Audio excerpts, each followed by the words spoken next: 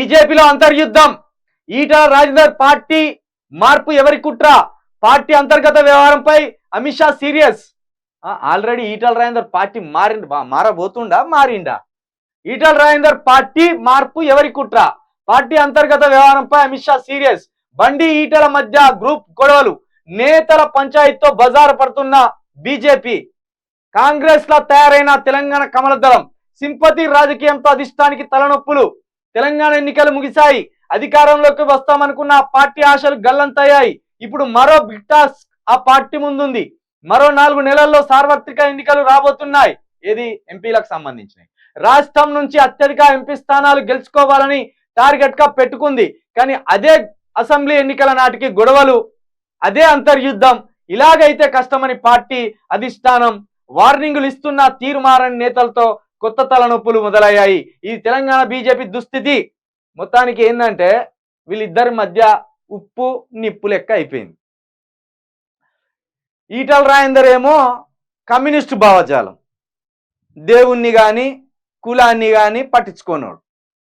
ఈయన ఏదైతే మన బండాన్ని ఉన్నాడుగా బండి సంజయ్ అన్న పూర్తిగా మతవాది, మత రాజకీయమే చేస్తాడు. ఒకరిని నెమ్మదిగా ఉండనియాడు, ఆయన నెమ్మదిగా ఉండడు. ఒకడు నెమ్మదిగా ఉంటే కూడా ఓర్చుకోడు. ఆయనకు కావాల్సింది అంతేంది, మత చిచ్చు పెట్టాలి. హిందువోడు ముస్లిమోడు కనబడితే వాళ్ళ మధ్య చిచ్చు పెట్టాలి. హిందువోడు క్రిస్టియనోడు కనబడితే వాళ్ళ మధ్య చిచ్చు పెట్టాలి.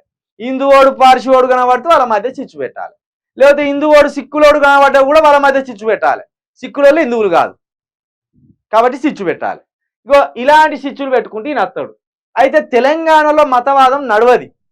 ఇక్కడ మతానికి ప్రాధాన్యం ఇవ్వరు. కులం కూడా ఇక్కడ అంతగా ఉండదు.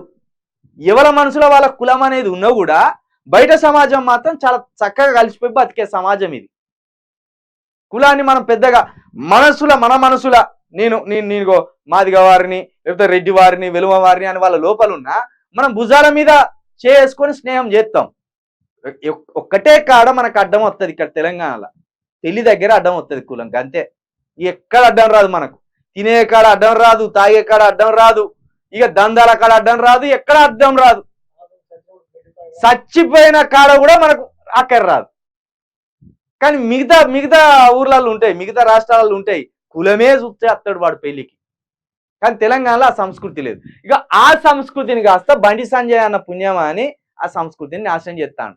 కులం దగ్గరికి తీసుకొస్తాడు, మతం దగ్గరికి తీసుకొస్తాడు, భాగ్యలక్ష్మి టెంపుల్ అని ఆడికి తీసుకొస్తాడు. సమాధులంతో ఊర్రా లింగాలు వెళ్తే మాకు, శవాలు వెళ్తే మీకు అంటాడు. ఇగో ఈ పరిస్థితిని బండి సంజయ్ తీసుకొస్తే తెలంగాణ ప్రజలు ఒప్పుకోలే. అయితే ఈటల రాజేందర్ ఏమన్నాడు, అరే అవులే ఇక్కడ మతం నడవదిరా, ఇక్కడ ప్రజలు అనాదిగా కలిసిపోయి ఉన్నారు, ఈ సంస్కృతిని జడగొట్టకురా అనేది ఈటల రాజేందర్ అన్నమాట. ఇదే కథతోటి ఈయన ఏం చేసిండు, ఇక్కడ లౌకిక హిందుత్వంతో బతుకుతాను ప్రజలు. అంటే అందరు కలిసిపోయి, అన్ని మతాలు కులాలు కలిసిపోయి బతుకుతాను, ఒక లౌకికవాదులుగా బతుకుతాను.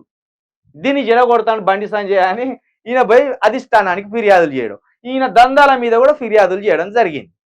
ఆ దెబ్బతోటి ఏదైనా ప్రమాదం పొంచి ఉన్నదేమో అని మనం ఉడవీకేండ్లు మళ్ళా కిషన్ రెడ్డిని పెట్టిండ్రు. మీరు బాగా గమనించారు తెలంగాణ ప్రజలు, కిషన్ రెడ్డి ఒక 10-15 సంవత్సరాలు తెలంగాణలో 10 సంవత్సరాల వరకు ఉన్నట్టున్నారు బీజేపీ అధ్యక్షుడిగా.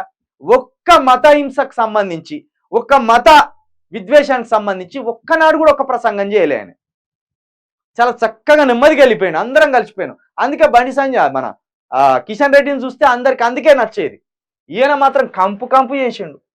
ఉన్న 2 సంవత్సరాల్లో కంపు చేసి పడేసిండు ఇక్కడ తెలంగాణ రాష్ట్రాన్ని. వీళ్ళిద్దరికి పడతలేదు అన్నట్టు. అందుకే వీళ్ళిద్దరిని ఒడగొట్టిండ్రు. ఇక ఈయనలాగానే ధర్మపురి అరవింద్ కూడా ఈయనలాగానే తయారయ్యిండు. ఏదైనా స్టేజ్ ఎక్తిగా మతం గురించి, మత పిచ్చి, మత విద్వేషం మాటలు మాట్లాడిండు. ఆయన దాన్ని తరిమేసిండ్రు ప్రజలు, ఈయన దాన్ని తరిమేసిండ్రు. మళ్ళీ చెప్తున్నాం తెలంగాణ ప్రజలకు, మీ చేతులు ఎత్తి మొక్కుతున్నాం. ఈ దుర్మార్గుణ్ణి బండి సంజయ్ అని ఒక దుర్మార్గుణ్ణి, ధర్మపురి అనే దుర్మార్గుడు, ఈ ఇద్దరు మళ్ళా ఎంపీగా పొడి చేయబోతున్నారు. ఈ ఇద్దరిని మళ్ళీ తరమండి. ఇలాంటి సంస్కృతి మనకు అవసరం లేదు.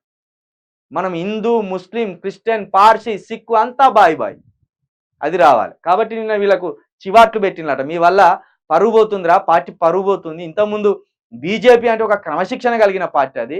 మీ వల్ల పరువు పోతుందని అమిత్ షా గుజరాత్ ఆయన వచ్చి తెలంగాణలోకి శివార్త పెట్టిపోయారు. ఇక సిగ్గుండాలి వీళ్ళిద్దరికి.